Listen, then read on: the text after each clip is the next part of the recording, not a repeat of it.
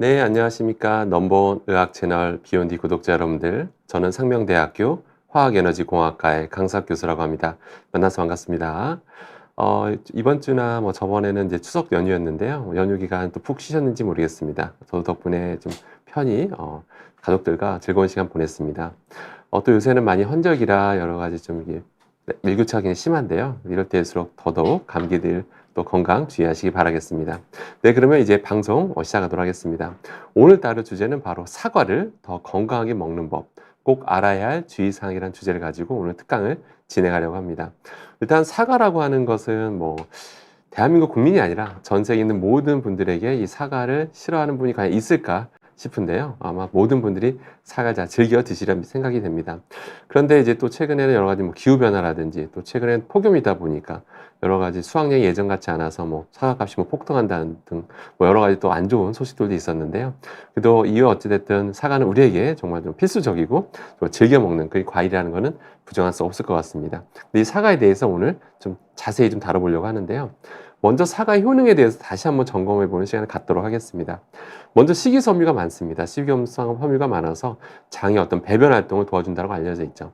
상대적으로 식이섬유가 부족한 음식을 주로 먹으면 예를 들어서 너무 동물성 음식을 지나치게 많이 먹을 경우에는 너무 이런 대장 운동이 너무 지나치게 이제 활발해지는 거죠. 그러다 보니까 장 근육이 두꺼워진다, 뭐 그런 연구가 있잖아요. 뿐만 아니라 이제 이 사과에는 비타민 C도 이제 풍부해서 굉장히 우리 몸 피로 회복에 도움 된다고 알려져 있죠. 그래서 동맥경화 예방까지 있다라는 그런 연구 결과도 있습니다. 페놀산이라는 것도 있는데요. 페놀산이라고 하는 건 한 가지를 지칭하는 건 아닙니다. 다양한 화학 물질을 이제 통칭하는 용어라고 보시면 되는데요. 이 페놀산이 굉장히 중요한 역할을 합니다. 여러분들 그 활성산소라는 말을 한 번쯤 다 들어보셨을 텐데요. 활성산소가 우리의 노화를 촉진하고 또 암을 유발하기도 하고 다양한 우리 몸에 악영향을 끼친다라고 많이 알려져 있거든요. 어떻게든 이 활성산소를 없애는 것이 의학계나 제약업계나 이런 화장품 업계에서 굉장히 중요한 이슈입니다. 그런데 이 활성산소를 없애는 방법은 여러 가지 방법이 있는데 이 페놀산이라고 하는 것이 이 활성산소를 무력화시킨다라고 알려져 있습니다. 정확히 말씀드리면 조금만 간단히 좀 말씀드리면 너무 깊게 드리면 너무 이제 대학교 강의가 될 것 같아서 조금만 간단히 말씀드리면 활성산소의 소위 말해 활성을 없애는 게 중요한 거거든요. 그럼 없애는 방법 중에 이 활성산소들에게 전자를 하나 더 주거나 아니면 전자 하나 뺏어오거나 이렇게 해서 활성산소를 무력화시킬 수가 있거든요. 그런데 이 페놀산이라고 하는 거는 이 활성산소한테 전자 하나 더 줍니다. 주면서 소위 말해서 다른 이제 화학반을 통해서 이제 다른 물질로 변환시키면서 기존의 어떤 활성산소를 제거하는 그런 역할을 해줄 수 있거든요. 그렇기 때문에 이 페놀산이 있다는 거는 정말 이 사과라는 게 굉장히 우리 몸에 좋다라는 뜻이겠죠. 그래서 노화도 예방되고 암 예방도 될 수 있다라고 이제 보시면 되겠습니다. 뿐만 아니라 뇌졸중 예방에까지 효과가 있다라고 하는 것이 바로 페놀산입니다. 그 다음에 또 항산화 물질 중에 케세틴이라는 게 있는데요. 이 케세틴도 역시 사과에 많이 있는데요. 이런 것들 경우에는 뭐 효과가 너무 많은데 항산화 효과 말고도 폐기능 강화에까지 효과가 있다라는 그런 연구 결과도 있는 만큼 사과는 정말 영양분이 많다라고 보시면 되겠죠. 그래서 이제 칼륨도 이제 풍부하다 보니까 우리 몸속에 있는 나트륨, 소듐이라고도 하는데요. 이제 그런 것들이 배출을 원활하게 한다라고 알려져 있습니다. 이 나트륨이라고 하는 게 정말 소중한 미네랄이거든요. 근데 너무 지나치게 많이 먹으니까 이제 그렇게 문제가 되는 겁니다. 그런데 이제 칼륨 성분이 이제 적당히 들어오게 되면 이 몸속에 있는 나트륨 성분이 배출되니까 굉장히 좋다라고 보시면 되는 거겠죠. 팩틴이라는 화학 물질도 있습니다. 이것은 이제 급격한 혈압 상승 억제한다라는 그런 효과도 있고요. 뿐만 아니라 유기산이라는 게 있는데 유기산은 또 종류가 되게 많습니다. 역시 통칭하는 말인데 유기산은요.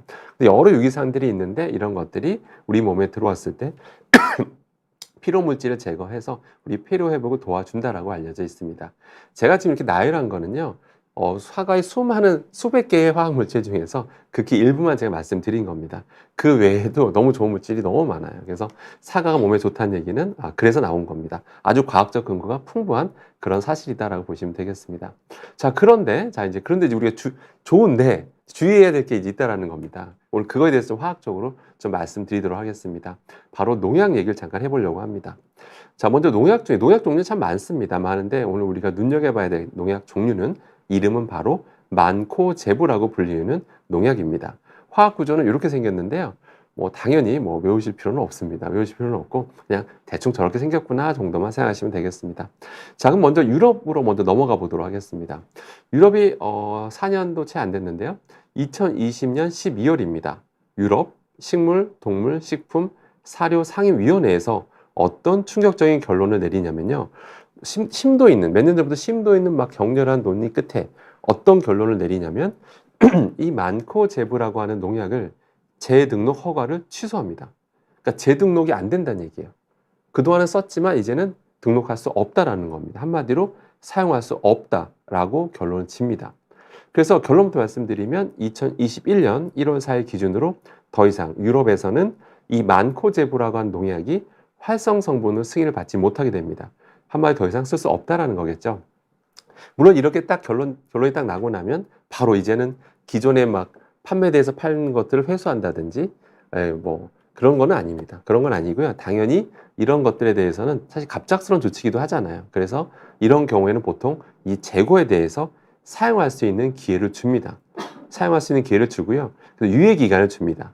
유예 기간을 줬는데요. 그게 바로 2022년 1월 4일에 종료가 됩니다. 그러니까 2021년 1월부터 딱 1년 동안은 기존에 생산해 놓은 게 있잖아요. 또 판매된 게 있잖아요. 또 그걸 이미 구매한 분도 있겠죠. 그 농사 짓는 분들 중에서 그런 것들은 써도 돼요. 써도 됐고요. 하지만 2022년 1월 4일부터는 어떠한 변명도 통하지 않습니다. 이것은 어떤 경우에도 유럽에서는 사용할 수가 없다라고 보시면 되겠습니다. 그러니까 그 유럽, EU 가입 회원국들은 다 여기에 적용된다고 보시면 돼요. 근데 영국은 아니겠죠? 영국은 여기 가입 국가 아니니까 이제는. 네. 자, 그러면 왜 금지했을까요? 이게 중요한 겁니다. 왜 유럽에서 이 만코제브라고 농약, 그동안 널리 쓰여왔던, 많이 사용했던 이 농약을 왜 금지했을까요? 이유가 있습니다. 만코제브 자체는 괜찮습니다. 만코제브 그 농약 자체는 괜찮아요. 네, 괜찮은데 이 우리 몸에 들어왔을 때 대사산물이라는 게 있어요. 대사산물. 그 대사작용을 통해서 나오는 그 물질이 대사산물이라고 하는데 그 물질들이 발암성이 의심된다라는 겁니다. 그래서 특히 갑상선암과 좀 관련이 있다라는 연구 결과들이 자꾸 나오니까 그런 것들이 나오니까 아주 명확하게 딱 결론 낼 수는 없지만 자꾸 의심스러운 결과들이 자꾸 나오는 거예요. 자꾸 이게 한두 개씩 나오다 보니까 이거 안 되겠다라고 유럽 그 위원회에서 결정을 한 거죠. 그럼 이것만 의심스러워서 그냥 그만뒀을까요? 아니, 그러니까 중지시켰을까요? 그렇지가 않습니다. 뿐만 아니라 이 만코제브가 우리 몸에 들어왔을 때 대사산물이 바로 내분비계 교란을 일으킨다라는 겁니다. 내분비계 교란을 일으키기 때문에 위험하다라는 거죠. 참고로 내분비계 교란하면 유명한 단어가 있죠. 바로 환경호르몬이라는 단어 한 번쯤 들어보셨을 겁니다. 우리 몸에 들어왔을 때 이제 뭐 내분비계 교란을 일으키기 때문에 환경호르몬 관리하는 거잖아요. 마치 그런 것처럼 이 만코제브라는 게 우리 몸에 들어오면 대사산물이 내분비계 교란을 일으킨다는 것이 이런 결과들이 나오기 때문에 한두 건이 아니라 여러 건들이 나오니까 이제 유럽에서도 진지하게 이거를 바라보게 됐던 거죠. 뿐만 아니라 사실 여러분들은 이제 거기에 잔류하고 있는 농약을 먹는 거지만 작업자의 입장에서 보면 어떨까요? 작업자. 그거를 계속 칙칙칙 뿌리는 분들은 어떨까요? 그거를 딱 칙칙 뿌리다 보면 에어로졸 형태로 우린 그걸 계속 그 작업자분은 계속 들이마시게 되는 거죠. 그러면서 더 많은 양이 노출된다라는 거죠. 그러니까 작업자의 건강도 무시 못한다. 예, 그렇기 때문에 이래서 이 만코제브는 이제는 유럽에서는 금지해야겠다라고 결론을 내린 겁니다. 그렇게 보시면 됩니다. 네, 이 캐치 핫슈핑님께서 농부들이 더 큰일이겠어요 라고 하셨는데요. 맞습니다. 농부분들이 훨씬 더 안 좋습니다. 예, 그렇게 보시면 됩니다. 자, 그럼 유럽에서 먼저 치고 나갔습니다. 자, 그러면 이제 다른 나라들이 이제 또 눈여겨보겠죠. 이런 현실에 대해서. 바로 미국입니다.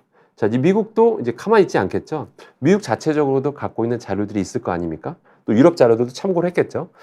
그런 독성 자료들은 다 이제 공유를 합니다. 여러분들. 뭐 이런 서로 숨기고 그러지 않습니다. 이런 위해성 있는 자료들은 서로 이제 보건복지 차원에서 다 공유한다라고 보시면 되겠습니다. 저는 미국에서는 어떻게 하기로 했냐면 미국 기관 중에 미국 환경보호국이라고 하는 일명 EPA라고 하는 기관이 있는데요. 이 기관도 여러 가지 데이터들을 기반으로 해서 이 만코제브라고 하는 농약의 사용 중단을 제안합니다. 예, EPA에서 먼저 이거는 이제 더 이상 쓰지 말자라고 이제 제안을 합니다. 그럼 제안하고 나서 그럼 바로 뭐 실시하느냐 그런 건 아닙니다. 당연히 어떤 절차를 거치게 되는데요. 어떤 거냐면 이제 등록 검토 결정, 이제 다시 재등록을 할지 말지 검토를 해야 되겠죠. 아까 유럽에서도 등록 결정 취소했었잖아요. 그런 것처럼 등록 검토를 이제 결정하는 거에 대해서 이제 의견 수렴 기간을 거쳤습니다. 근데 그게 2024년 9월 16일에 마감이 됐어요. 그러니까 이의가 있는 사람들은 이때 이제 의견서를 내야만 했습니다. 근데 여기 보시다시피 얼마 안 됐죠? 지금 2024년 오늘이 10월 4일인데 얼마 전, 이게 얼마 전 일이라는 얘기입니다. 쉽게 얘기해서. 그래서 얼마 전에 마감이 됐고요. 그 마감된 그 어떤 이제 의견들을 이제 검토해서 최종 이제 결론을 낼 겁니다. 내게서 행정 조치를 할지 아니면 아예 입법화를 할지.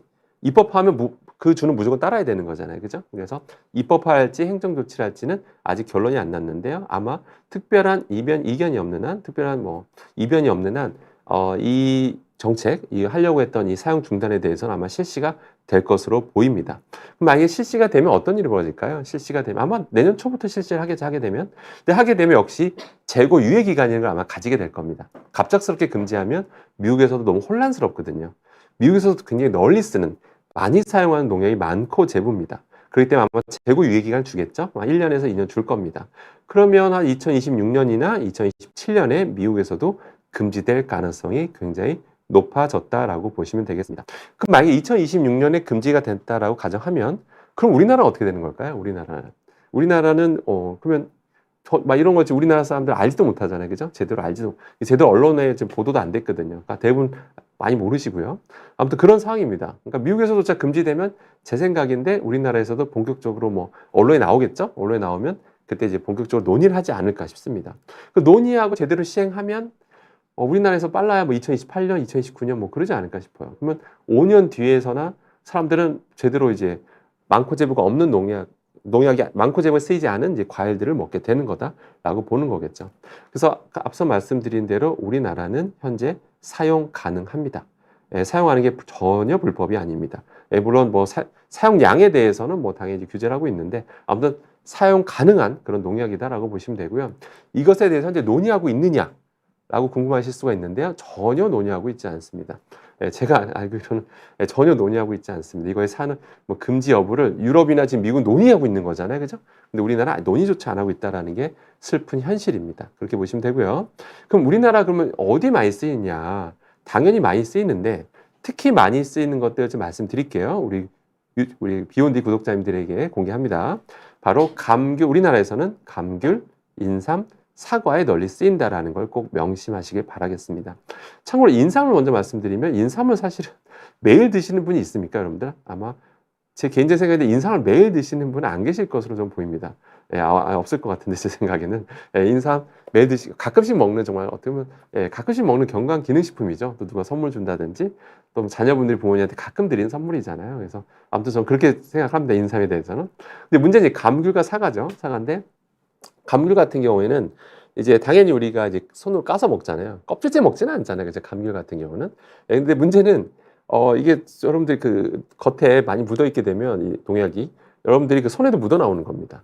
그 상태에서 안에 내용물을 먹게 되면 여러분 역시 여기 많고 재부가 쓰여 있다라면 유럽과 미국에서 금지하게 될 유럽에서 이미 금지한 그 농약을 우리 여러분들 구독자님들은 드시게 된다라는 걸 꼭 명심하셔야 됩니다.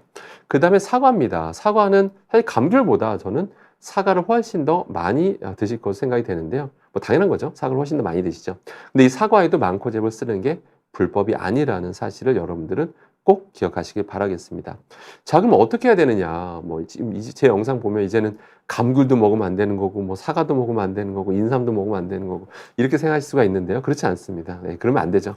그럴 거였으면 제가 이 방송도 하지 않았을 겁니다. 항상 저 대안을 말씀드리죠. 정확히 방법을 알려드리겠습니다. 다행히도 이 만코제보라고 하는 이 농약의 화학적 특성을 제가 좀 말씀드릴게요. 보통 이 살균제를 두 가지로 저희는 나눕니다. 저희 같은 화학 종사자들은 두 가지로 나누는데요. 하나는 침투성 살균제, 비침투성 살균제, 이 두 가지 경우로 나눕니다. 말 그대로입니다. 침투해서 그 안에 과육까지 들어가는 거를 침투성 살균제. 근데 침투하지 않고 주로 겉에만 머물러 있으면 이거를 비침투성 살균제라고 부릅니다. 다행히도 이 만코제부라고 하는 농약은 비침투성 살균제입니다. 비침투성이에요. 그렇기 때문에 사실상 그 과육까지 넘어가는 거는 크게 걱정 안 하셔도 됩니다. 주로 겉에 묻어 있는 성분이라고 생각하시면 되고 그 겉에 있는 것만 잘 닦아내면 된다라고 보시면 되겠습니다. 자, 그러면 당연히 이제 방법 세척을 해서 드시는 것이 굉장히 중요하겠죠. 예. 그래서 아마 여러분들 이런 얘기 많이 들어보셨을 거예요. 많은 전문가분들께서 이 뭐 사과는 껍질째 먹어야 된다. 껍질이 좋다. 이런 얘기 당연히 들어보셨을 텐데요. 당연히 근거 있는 얘기죠. 껍질에 영양분이 많다라는 건 이미 너무 이미 수많은 연구 결과들이 뒷받침하고 있거든요. 당연히 껍질째 드시면 좋습니다. 다만 앞서 말씀드린 대로 지금 농약이 문제인 거거든요. 농약. 여러분이 드시는 그 사과 껍질에는 농약이 묻어 있을 수 있다는 걸 꼭 기억하셔야 됩니다. 그럼 당연히 세척을 해서 드시기를 권합니다. 자, 그러면 어떻게 세척해야 되느냐? 세척 방법들은 여러분 검색해 보시면 인터넷에 뭐 구글이라든지 검색해 보시면 이제 다양한 방법들이 나오고요. 예, 근데 그 방법 제가 하나하나 다 소개해 드릴 수는 없고요. 근데 이번 제가 좀 검색해 저도 좀 해봤습니다. 일반적으로 어떤 내용들이 이렇게 떠돌아다니나 저도 검색해 봤는데 뭐 허무맹랑한 그런 건 사실 제가 못 봤습니다. 대부분 제 화학자 입장에서 봐도 이런 뭐 많고 제부를 충분히 제거할 만한 그런 방법들이 다 인터넷에 떠돌아다니고 있더라고요. 그래서 그냥 그거대로 하시면 됩니다. 그래서 뭐 베이킹 소다로 한다든지 뭐 따뜻한 물에 뭐 비빈다든지 뭐 다양한 방법들이 나와 있더라고요. 또 아니면 식초 떨어뜨린 물에 좀 비벼서 한다든지 뭐 그런 것도 있고요. 심지어 뭐 과일 전용 세척제 뭐 이런 것도 있잖아요. 그죠? 과일 전용 세척제. 뭐 그래서 그런 거 사용하셔도 효과 있습니다. 예. 그 효과 당연히 있고요. 예. 다만 그런 거 쓰셨을 때는 또 과일 전용 세척제가 가급적 그것도 먹으러 만든 거 아니니까 가급적이면 충분히 좀 헹궈 주시는 것이 바람직하겠다라고 보시면 되겠습니다. 그러면 저는 어떻게 할까요, 여러분들? 저도 당연히 어떤 방법을 이용하겠죠. 예, 그래서 제 방법을 잠깐 공유해 드리자면요. 화학 교수는 어떻게 하냐면 저는 밀가루를 활용합니다. 밀가루를 활용합니다. 예, 그래서 집에 밀가루 하나 사놓으시고요. 예, 사놓으신 다음에 이런 용기에다가 물에다가 그냥 밀가루 좀 푸세요. 그다음에 사 같은 거 담가 놓은 다음에 밀가루 푼 물에 담가 놓고 그다음 이제 문지르세요. 손으로 이렇게 문지르시면 됩니다. 손으로 이렇게 탁 이렇게 문지르시면 여러분들 그 남아 있는 잔류 농약은 걱정 안 하셔도 되겠습니다. 그래서 반드시 세척하신 다음에 껍질째 드시길 바라고요. 그럼 여러분들 밖에서 드시는 거 있잖아요. 밖에서 본의아니게 뭐 결혼식장에 갔는데 결혼식장 가서 뭐 뷔페 음식들 보면 그 사과에는 제대로 닦였는지 여러분 확인할 방법이 없잖아요. 그죠? 확인할 방법 있습니까, 여러분들? 없죠. 눈으로는 당연히 구별도 안 되죠. 그래서 밖에서 드실 때는 혹시 모르니까 그냥 밖에서 드시는 거는 이런 좀 그 껍질을 좀 벗겨서 드신다든지 그렇게 하는 것도 하나의 팁이 될 수 있겠습니다. 자, 그 다음에 또 하나 팁을 알려드리면 유기농인데요. 유기농 인증을 받은 사과를 드시는 것도 구매하시는 것도 한 방법이 될 수 있습니다. 보통 유명한 인증이 두 가지가 있거든요. 하나가 유기농 인증, 하나가 이제 무농약 인증 두 가지가 있습니다. 그런데 무농약 인증이 뭐냐면요. 진짜 화학적인 이런 농약은 쓰지 않는 거예요. 안 쓰고 대신 비료, 인증받은 비료가 있습니다. 비료에 약간 어느 정도 써도 돼요. 그러면 무농약 인증을 받을 수가 있습니다. 그러니까 비료는 써도 되는데 화학 농약을 쓰지 않는 게 무농약 인증입니다. 그럼 유기농 인증을 받으려면 어떻게 해야 될까요? 농약 당연히 쓰면 안 되고요. 그다음 비료도 쓰면 안 됩니다. 비료, 농약 어떤 것도 쓰면 안 되는 게 바로 유기농 인증입니다. 그러니까 유기농 인증 받는 건 어렵겠죠. 예, 어렵고 그리고 많은 용기가 필요합니다. 이 농사 지시는 분이 유기농 인증 받으려면 굉장히 용기가 필요합니다. 왜냐하면 저도 이제 뭐 아는 지인분들 중에 이제 농사 짓는 분이 계셨는데 왜 용기가 필요하냐면 자, 유기농 하려고 딱 마음 먹었어요. 농약도 안 쓰고 비료도 안 쓰고 마음 먹었어요. 자, 이게 한철 장사인데 그잖아요. 어떻게 보면 한철 장사인데 그렇게 유기농을 하려고 했는데 만약에 제대로 과일이 안 열리고 과일이 막 사과가 이래야 되는데 요만해요. 예를 들어서 또 농약이나 이런 거 안 쓰면 병충해 약합니다. 그러니까 망할 각오도 해야 되는 거예요. 사실은 그만큼 유기농 그 인증 받는다는 거는 여러분들 이건 엄청난 용기가 필요한 거다라고 보시면 됩니다. 그래서 유기농 인증 받은 사과를 드시는 것도 한 방법입니다. 그러니까 유기농 인증에는 앞서 말씀드린 그런 많고 제부 농약이 없다라고 보시면 되겠습니다. 참고로 제가 주문해서 먹는 사과는 유기농 인증 받은 과일이 아닙니다. 제가 사 먹는 거는 아니고 유기농 인증 받는 건 굉장히 비쌉니다. 아마 여러분들 아마 다 알고 계실 거예요. 유기농 사과는 비쌉니다. 근데 비싸게 받는 걸 이해하셔야 돼요. 아시다시피 워낙 병충해 약하기 때문에 다른 일반 사과 농장에서 예를 들어서 뭐 1000개, 100개를 생산할 때 유기농은 10개도 구하기가 어려워요. 그러니까 생산해내기가 어렵습니다. 어려워요. 그러니까 비싸게 받는 건 당연한 거예요. 그러니까 비싸게 사드시거나 아니면 저처럼 그냥 이렇게 밀가루 같은 거 활용해서 이런 세척해서 드시기를 여러분한테 권해드립니다. 꼭 그렇게 기억하시면 되겠고요. 중간 결론입니다. 이 많고 제부란 농약, 지금 우리나라에선 논의조차 되지 않고 있습니다. 지금 유럽은 금지됐고요. 미국도 곧 금지될 것으로 보입니다. 그때서야 우리나라 언론에서 크게 다뤄질 것으로 현재 예상이 되고요. 언론 터지고 나서, 언론에서 나오고 나서 2, 3년 뒤고 나서야 그 실행이 될 텐데, 그때까지 그냥 우리는 막 은연중에 계속 노출되는 거잖아요. 그죠? 그러면 안 되잖아요. 유럽 사람도 노출 안 되는데 왜 우리는 노출돼야 됩니까? 위험성이 있다라고 지금 유럽은 이미 결론을 냈거든요. 그러니까 우리도 알아서 조심해야 되죠. 예, 그러니까 제 단언컨대 반드시 미리 조심하시는 게 좋습니다. 그래서 이 망코제브 농약 제거하는 방법은 제가 다 알려드렸습니다. 자, 그러면 간단히 질문 받고 그 다음 주제로 넘어가도록 하겠습니다. 그 다음에 크리스탈님께서 어떤 질문 주셨냐면요. 선생님, 정말 사과를 저녁에 먹으면 나쁜가요? 라고 하셨는데요. 이제 아마 이제 그런, 뭐, 이렇게 보셔야 될 것 같아요. 저거는 이제 사과를 저녁에 먹으면 나쁜가로 하셨는데, 뭐, 거꾸로 얘기하면 다른 걸 한번 예를 들어 볼게요. 다른 거 중에 저녁에 많이 먹어서 좋은 게 거꾸로 하나라도 있을까요, 여러분들?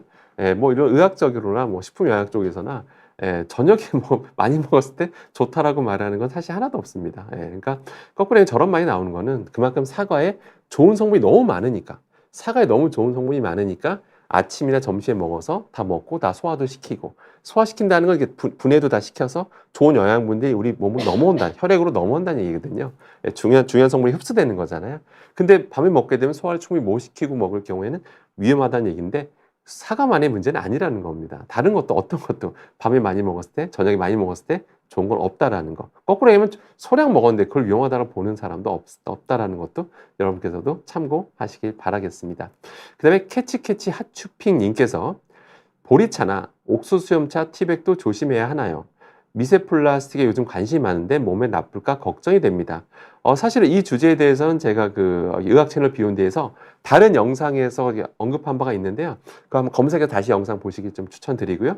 간략하게 짧게만 좀 말씀드리면 그 티백 성분, 티백 그 감싸는 그 소재, 삼각 그 티백 그 소재를 보면 요새 유행하는 게 PLA라고 하는 그런 건데요. 왠지 뭐 생분해성이라고 해서 뭐 이게 좋다라고 이제 광고를 많이 하는데, 이유 어찌됐든 그게 우리 몸에 들어왔을 때 이제 분해가 되는 건 맞습니다. 근데 분해되면서 완전히 사라지는데 좀 시간이 걸리거든요. 그럼 그 기간 동안, 사라지기 전 단계 동안에 우리 몸에서 어떤 영향을 미치는지가 충분히 연구가 됐느냐? 아닙니다. 충분히 연구된 게 아닙니다. 예, 그거 관련된 어떤 연구 논문도 있어요. 예, 그래서 우리가 그 PLA가 지금 여기저기 많이 쓰이고 있는데, 이거 어떤 전략, 어떤 뭔가를 만들려고 설계할 때 이런 우리 몸에서 머무는 동안 미치는 어떤 영향들도 일어날 수 있는 독성에 대해서도 감안해야 된다. 뭐 이런 연구 결과도 실제로 있습니다. 그렇기 때문에 제가 드리고 싶은 말씀은 차는 몸에 좋잖아요. 옥수차, 뭐 옥수수염 얼마나 몸에 좋습니까? 그럼 제가 드리고 싶은 말씀은 그냥 그 삼각티에 봉을 뜯으세요. 뜯고 그냥 알맹이만 그냥 컵에 넣고 뜨거운 물 부어서 그렇게 드시는 것도 방법이고, 그 요즘 다 그 스테인레스로 된 그 망이 있잖아요. 이런 철망에다가 넣고 뜨거운 물 부어서 이렇게 드시는 거예요. 그렇게도 한 방법입니다. 그렇게 드시는 것도 한 방법이다라는 걸 좀 권해드립니다. 예. 참, 수정 테이프님께서 주부들이 가스레인지 사용으로 폐암 발생 비율이 높다는 방송을 저번에 봤습니다. 혹시 퐁퐁 사용도 폐암 발생에 영향을 끼칠까요? 라고 질문 주셨는데, 되게 좋은 질문이십니다. 이제 아무래도 아마 그런 것 같으세요. 이제 퐁퐁 이제 사용하면서 이제 또 겨울철에, 지금 얼마 전에 더우니까 이제 뜨거운 물로 아마 설거지 안 하셨을 텐데, 이 보통 이제 겨울철에 뜨거운 물로, 어느 정도 따뜻한 물로 이제 하잖아요. 하다 보면 이제 막 뜨거운 증기가 나오기도 하고, 또 뜨거운 물로 하게 되면 설거지도 굉장히 잘 되잖아요. 그죠? 잘 되고. 그 다음 이제 이제 향들이 나오게 되는데, 그죠? 향이 나오게 되는데, 그 향을 이제 맡잖아요. 맡으니까 이 향에 대해서 되게 좀 불안해 하시는 경우도 있는 걸로 알고 있는데요. 결론부터 말씀드리면, 이 퐁퐁 사용 이런 것들이 기본적으로 이제 허가받은 거잖아요. 허가받은 거고, 뭐 일종이니 2종이니 3종이니 다 이제 종류별로 허가를 받은 거예요. 근데 그런 허가받은 것들이 뭐 기본적으로 독성이 섭취됐을 때 약간 뭐 그런 때 약간 잔류했을 때 섭취됐을 때 이런 독성을 가지고 뭐 이렇게 나누는 거거든요. 근데 증기 형태로 들어왔을 때 그것까지 고려한 사항은 아닙니다. 근데 그럼 이게 퐁퐁했을 때 나는 향은 약간 여러분 마시게 되는 향은요, 사실은 거기는 향료의 향이라고 이제 보시면 되고요. 성분 자체가 그 증기와 함께 같이 막 날라올라서 우리 코에 막 들어오고 막 이런 것들은 사실은 그게 그렇게 확률상에 높지는 않습니다. 확률이 높은 상황은 아니고요. 그렇기 때문에 그게 크게 걱정하실 건 아닌데, 근데 그런 뭐 향료든 뭐든 너무 지나치게 그 뜨거운 증기와 함께 너무 많이 들이마시는 건 사실 바람직하지는 않습니다. 그래서 겨울철에도 가급적이면 너무 뜨거운 거 말고 찬물로, 그냥 찬물로 좀 그냥 이게 사용하시기, 설거지 하시기를 좀 추천드리도록 하겠습니다. 네, 그러면 두 번째 주제 먼저 또 말씀드리고 그다음에 또 질문, 또 마저 질문 받도록 하겠습니다. 오늘 두 번째 주제는 뭐냐면요, 굴입니다. 굴에 대해서 좀 말씀드리려고 합니다. 굴하면 또 몸에 좋다라고 알려져 있잖아요. 굴 많은 분들이 아마 이 영상 보시는 많은 분들이 이 굴 좋아하실 걸로 생각이 됩니다. 먼저 이 식품 속 중금속 관련된 이제 최신 자료를 가지고 여러분한테 말씀드리려고 하는데요. 2024년 2월에 식품의약품안전처에서 발표한 보고서입니다. 예, 정부의 공식 자료라고 보시면 되고요. 이제 정기적으로 이 식품 속에 존재하는 그 중금속을 조사하거든요. 뭐 수산물, 축산물, 뭐 이런 것들을 등등등을 이제 조사합니다. 거기에 대해서 나온 가장 최신 따끈따끈한 자료라고 보시면 되겠습니다. 먼저 중금속 종류 많은데요. 그 중에서 유독 정부에 신경 많이 쓰는 것들이 있는데 그 중에 유명한 게 바로 카드뮴이라고 하는 중금속입니다.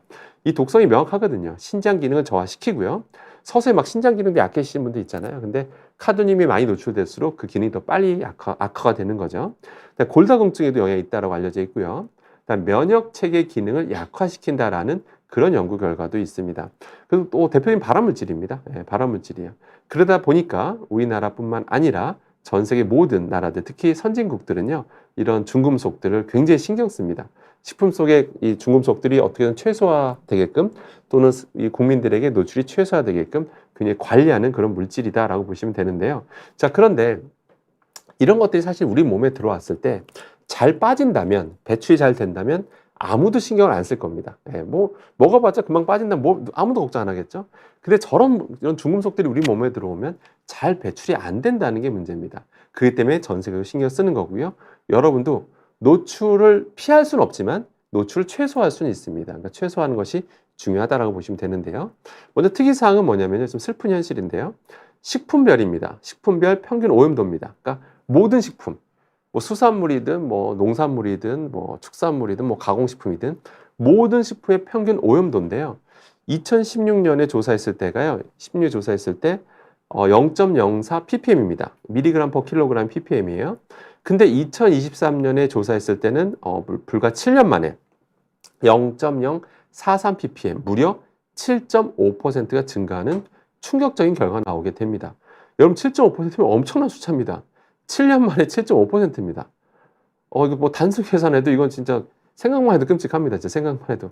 이런 상태로 7년마다 저렇게 7.5% 증가하면요, 복리로 증가하는 거거든요.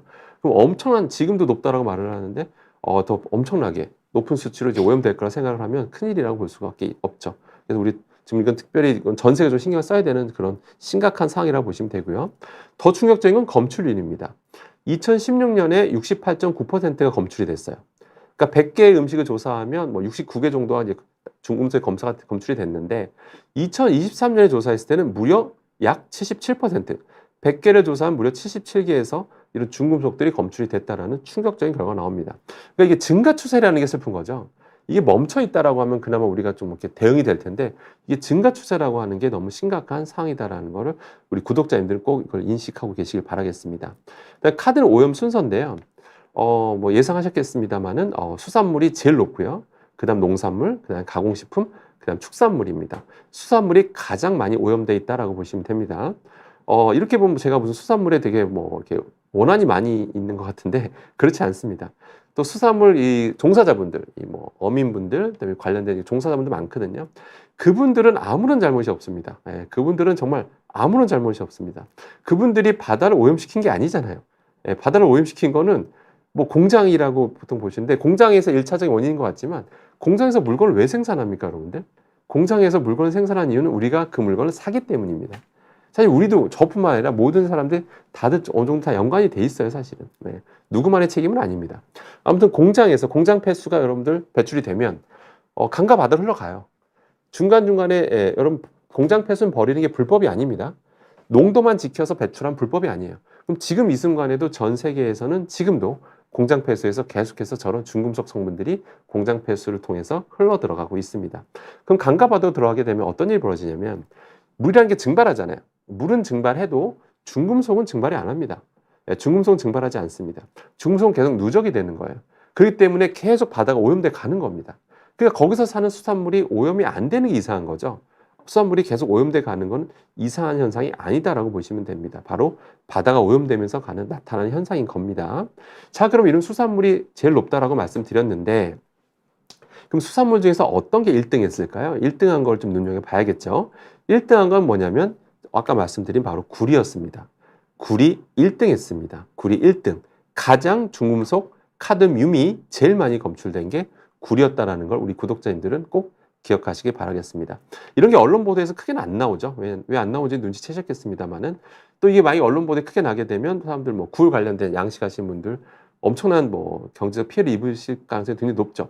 그렇기 때문에 이런 정부 부처에서도 이런 보고서를 내면서도 자세하게 크게 막 보도를 하는 경우를 사실 좀 본 적이 없습니다. 예, 그러니까 알아서 조심하라는 건지 아무튼 좀 안타까운 현실이긴 합니다. 아무튼 굴이 1등을 했고요.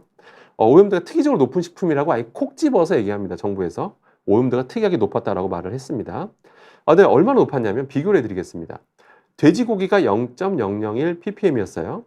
닭고기가 0.001 ppm이었어요.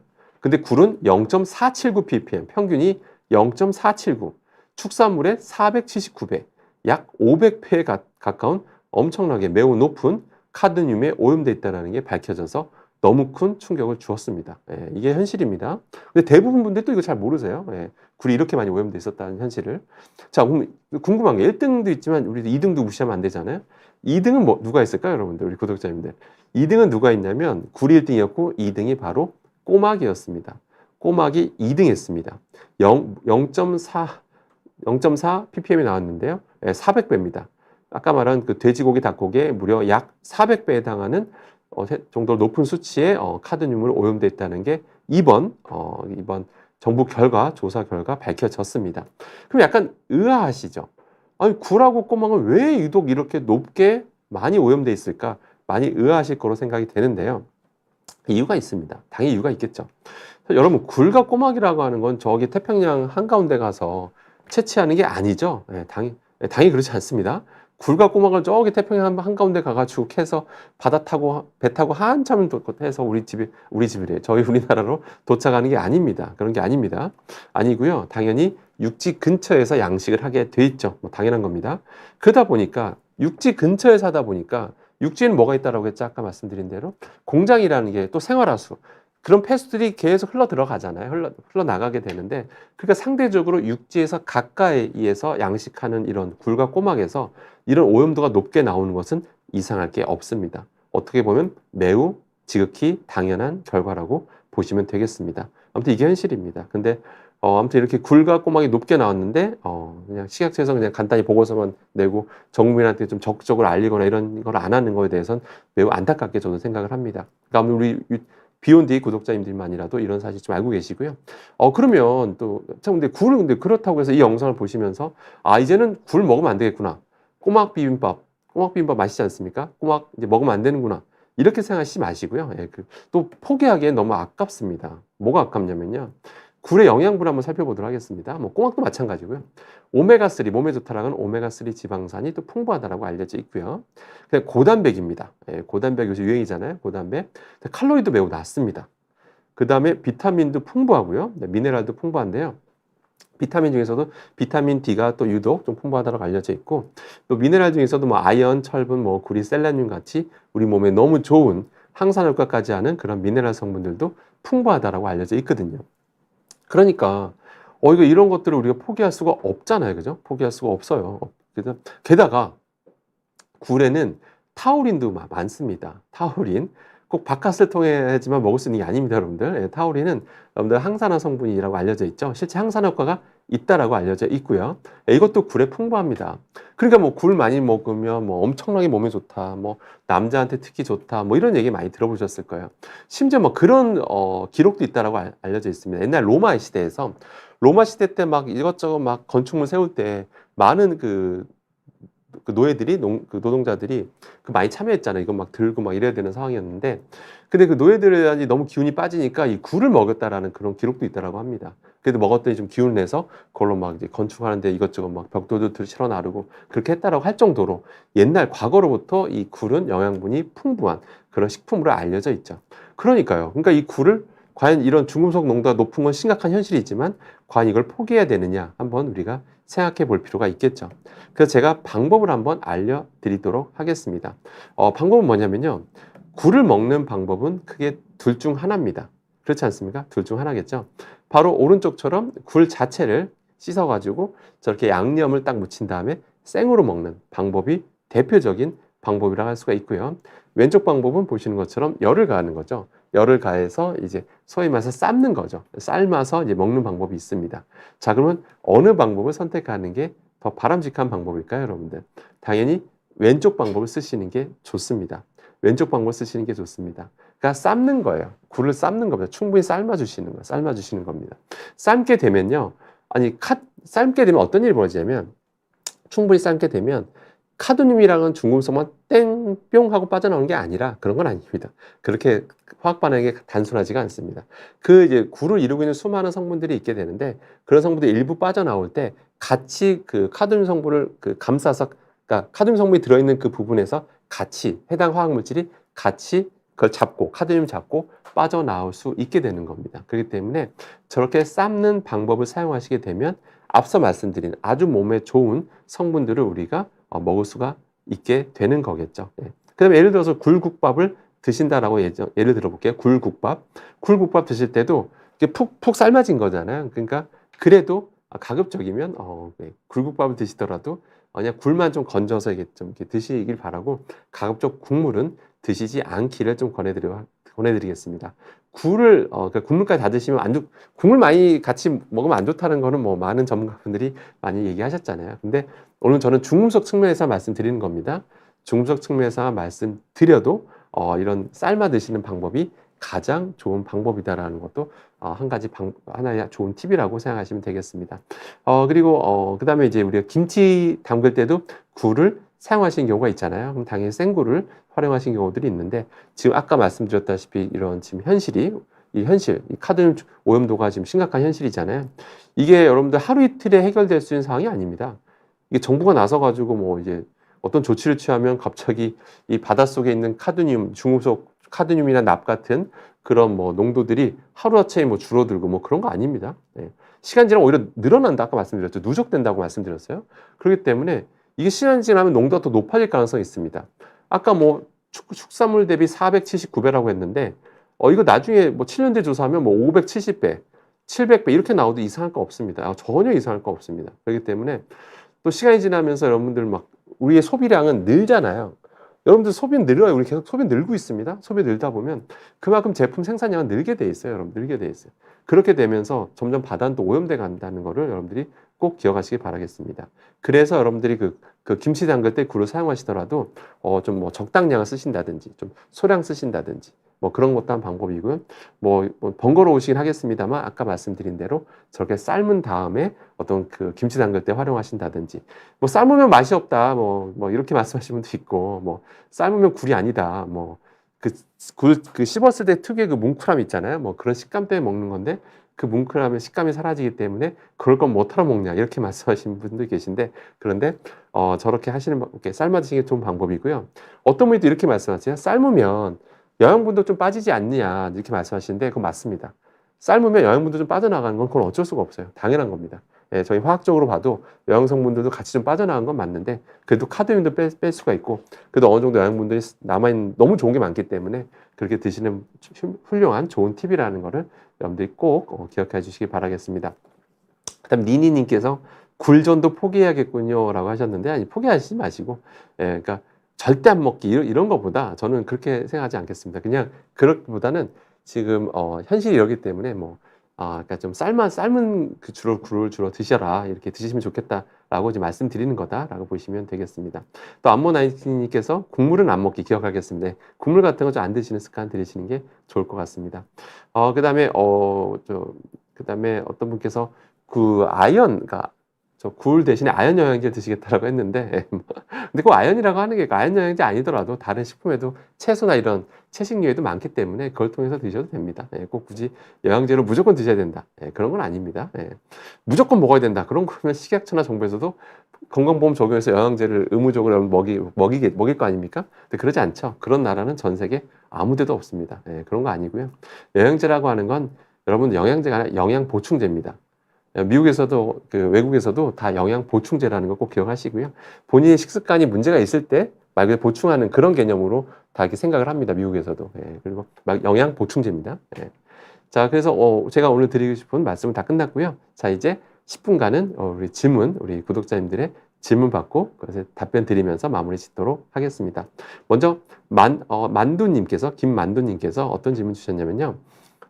일반적인 주방세제 뒷면을 보면 대부분 과일, 채소, 세척제라고 적혀 있는데 이런 일반 세제를 정말로 사과나 참외 같은 과일 세척용으로 써도 되는 건가요? 라고 이제 질문 주셨는데요. 좋은 질문이십니다. 정부에서 이제 앞서 말씀드린 대로 1종, 2종, 3종으로 이제 나눠놨어요. 근데 1종이라고 적혀 있는 것들. 주방 세제 보면 겉에 숫자 적혀 있잖아요. 1이라고 적혀 있는데, 여러분들 마트 가보시면요. 1이라고 안 적혀 있는 거 찾기가 힘듭니다, 요새는. 한번 오늘 마트 들어가 보셔서 한번 보십시오. 아무 마트 들어가셔서 1이 아닌 거 찾기가 힘들어요, 요새는. 저도 한번 일부러 찾아보려고 했는데 2가 적힌 게 있을까라고 봤는데 요새는 2가 적힌 거 찾기가 어렵습니다. 2는 뭐냐면 식기구, 식기구를 닦으라고 만들어 놓은 세제라고 보시면 되는데 이건 과외 세척용이 하면 안 됩니다. 2라고 적혀 있는 거는요. 근데 요새는 다 1만 적혀 있기 때문에 여러분들 일반적으로 주방 세제 보고 1이라고 보시면 되고요. 근데 과외 세척제라고 이제 정부가 이제 인증해준 이유는 뭐냐면요. 이것이 이제 잔류하더라도 남아있는 양은 금미량일 거라 보는 거고 이 정도 양은 우리 몸에 들어왔을 때 특별히 문제가 없는 그런 성분들에 대해서 한해서 허용해 준 거다라고 보시면 되겠습니다. 그래서 결론은 근데 기본적으로 세제도 기본적으로 이게 먹으라고 만든 건 아닙니다. 그렇기 때문에 사용하셔도 됩니다. 사용이 되는데 꼭 충분히 잔류하지 않도록 충분히 세척 시간을 좀 충분히 해주시길 좀 바라겠습니다. 충분히 세척해 주시게 되면 특별히 그 과일 전 세척제에 대해서 특별히 걱정 안 하셔도 되겠습니다. 그 다음에 김만두님께서 또 질문 주셨네요. 참치에 메틸수은이 많다고 하는데 참치캔에 쓰이는 가다랑에 비해서 회로 먹는 참다랑어에 비해 참다랑의 메틸수은 함량이 약 50배 가까이 높다는 연구 결과도 있더라고요. 참치캔도 조심해야 한다고 하는데 이 정도면 참치에는 아예 못 먹는 거 아닌가요? 라고 하셨는데요. 일단 결론부터 말씀드리면 일단은 그 참치캔에 쓰이는 거는 가다랑어입니다. 가다랑어입니다. 다랑어류고요. 가다랑어입니다.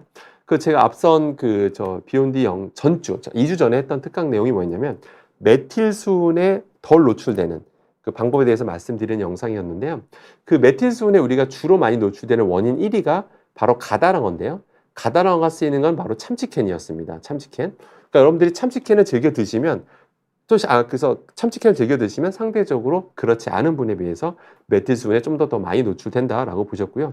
식약처에서조차도 이런 뭐 임산부라든지 좀 민감 계층에 대해서는 섭취에 좀 주의해야 된다라고 그렇게 경고할 정도입니다. 그러니까 그러니까 뭐 좀 주의하실 필요가 있겠죠. 뭐 자세한 얘기는 2주 전 영상을 좀 참고해 주시기 바라고요.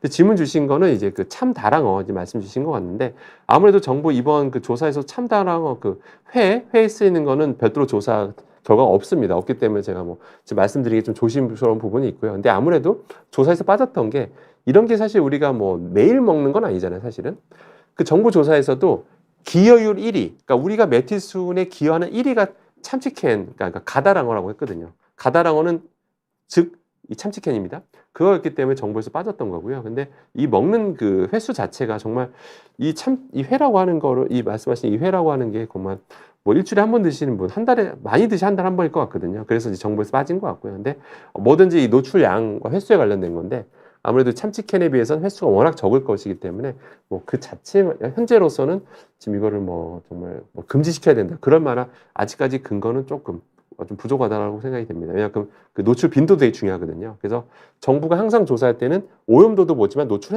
횟수도 봐요. 근데 이제 이 노출 횟수 그러니까 많은 건 워낙 아니기 때문에 그건 좀 참고하실 필요는 있겠습니다. 그러니까 아직은 뭐 이렇게 뭐 위험했으니까 뭐 금지해야 된다 이럴 정도의 노출 횟수는 아니다라고 이제 그렇게 봐야 됩니다. 그 다음에 암모나이트님께서 노로바이러스 없애는 방법 없을까요? 현재로서는 뭐 팔팔 끓이는 수밖에 없습니다. 팔팔 끓이는 방법이 가장 확률이 높다라고 봐야 됩니다. 그래서 이런 굴 같은 거 드실 때는 가급적 팔팔 끓여서 드시는 거를 좀 생활화 하시기를 바라겠습니다. 암모나이트 님께서 김치에 굴을 넣어 먹으면 중금속 김치를 먹게 되나요? 라고 하셨는데요. 일단 중금속이라고 하는 건 여러분들 앞서 아까 데이터 보여드렸다시피 수산물, 그다음에 농산물, 그다음에 가공식품, 이제 이런 축산물에서 검출은 다 돼요. 중금속이 아까 보셨죠? 중금속 검출 그 퍼센트가 77%입니다. 그러니까 100개를 검사하면 77개가 나와요. 그러니까 여러분들 어떤 음식을 먹으나 미량이나마 중금속은 노출이 됩니다. 그래서 중요한 건 이제 노출량이거든요. 노출 횟수인데 그걸 가지고 이제 정부가 위험성을 판단하는 거거든요. 근데 이제 문제는 아직까지는 노출되는 수준이 지금 정부는 괜찮다라고 보고는 있어요. 근데 제가 주구장창 말씀드리는 게 요새는 그 정부가 괜찮다라는 기준은 한 가지만 가지고 얘기하는 거예요. 카드뮴 중금속 가지고 이걸 가지고 따졌을 때 뭐 괜찮다라고 하는 건데 문제는 복합 독성을 봐야 되거든요. 요새 전 세계적으로 유행하고 있는 연구가 뭐냐면 바로 복합 독성입니다. 우리가 카드뮴에만 노출되는 게 아니죠. 다른 유해한 화학물질이 동시에 노출되다 보니까 그런 것들이 동시에 있을 때 또 다른 독성이 나타나거든요. 그러니까 소량 섞여 있다 하더라도 그것들이 또 다른 효과를 내는 복합 독성 결과들이 요즘 속속들이 나오고 있거든요. 그래서 결국 유해한 거는 노출을 최소화하는 게 좋습니다. 그래서 결론은 김치를 드시지 말라는 게 아니라 아까 유독 지금 굴에서 너무 높게 나오니까 굴 같은 거 좀 넣으실 때 좀 약간 소량 넣으신다든지 그다음 너무 과감하게 드셨다면 좀 소량 넣으신다든지 넣으실 거면 좀 충분히 삶은 다음에 그 다음에 넣으신다든지 이렇게 좀 현명하게 대처하시기를 좀 부탁드리겠습니다. 그게 제일 나을 겁니다. 예, 꼭 그렇게 이해하시면 될 것 같아요. 또 이런 거 보시면 또 이런 생각도 드실 거예요. 이렇게 이런저런 이제 오염도가 자꾸 세상이 오염되다 보니까 그럼 결론은 소식이 답이 아니냐라고 이제 질문 주실 수도 있는데요.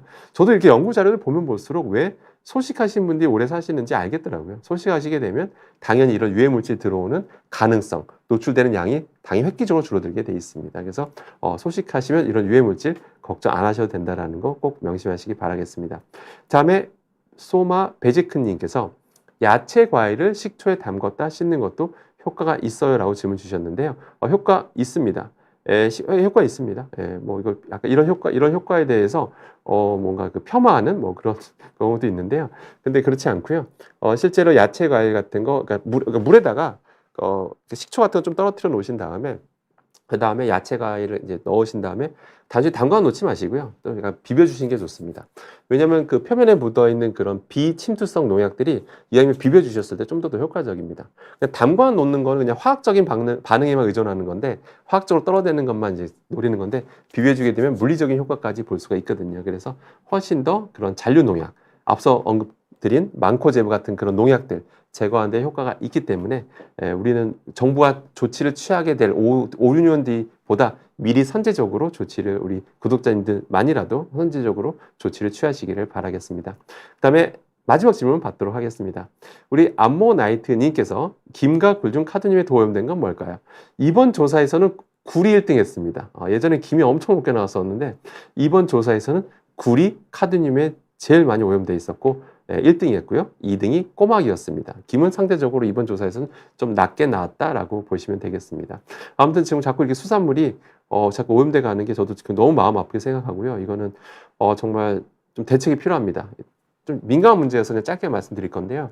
사실 우리나라만 노력한다고 되는 것도 아닙니다. 이런 바다 오염은요. 다시 우리나라가 제조업이 발달한 나라인데요. 우리나라뿐만 아니라 일본도 제조업이 발달해 있죠. 대만 말할 것도 없고, 그다음에 뭐 베트남, 인도네시아 다 말할 것도 없는데 지금 문제 중국인데요. 중국이 뭐 세계 공장이라고 불리고 있죠. 여전히 많이 지금 뭐 공장이 베트남으로 이전해 가는 추세라고 하지만 여전히 중국이 세계 1등 공장이라는 거는 부정할 수가 없죠. 거기서 지금 어느 정도로 지금 배출되고 있는지 지금 조사할 수도 없습니다. 우리나라 정부 관계자가 중국 앞바다에 가가지고 물을 채취해서 검사한다? 이거 난리 나겠죠. 예. 중국도 우리나라 앞바다에서 그걸 할 수 없듯이 우리나라도 남의 앞바다 가서 그거 조사한다는 게 현실적으로 불가능합니다. 물론 거기도 기준치에 맞춰서 배출한다고 말은 하겠죠. 과연 얼마나 그게 관리 감독이 잘 되고 있을지 정말 솔직히 말씀드리면 의심이 많이 됩니다. 그래서 중국에서 엄청난 양이 지금 쏟아내고 있는 것들을 정말 이건 우리나라만 나서는 안 될 것 같고 전 세계적으로 같이 나서서 좀 이게 조치를 취해야 되지 않을까라고 좀 생각이 듭니다. 우리가 예를 들어서 뭐 원자력 발전소 같은 경우는 막 전 세계적인 기구가 있잖아요. 가서 막 정기적으로 막 관리 감독하거든요. 근데 하는데 이런 공장 폐수나 이런 중금속 자꾸 내보내는 이런 것들에 대해서는 아직 전 세계적으로 범세계적인 어떤 기후가 있는 것도 아니고 좀 관리 감독이 제대로 안 되고 있는 게 현실입니다. 그래서 좀 안타까운 현실이고요. 나중에 이걸 좀 전 세계적으로 좀 이런 좀 대책이 나오길 바라고 그전에는 우리가 스스로 좀 조심할 필요가 있다라는 거겠습니다. 네, 오늘 영상도 오늘도 사실 금요일 오후 시간대 좀 이렇게 휴일 사이 껴있기 때문에 사실 오늘 많은 분이 들어오시기 어려울 거라 봤는데도 불구하고 동시 접수자 수가 무려 120명이 넘어서 개인적으로 좀 하면서도 힘이 났습니다. 또 신났고요. 너무 감사드리고요. 저는 또 2주 뒤에 또 좋은 주제를 가지고 찾아뵙도록 하겠습니다. 성원해 주셔서 시청해 주셔서 감사드립니다. 감사합니다.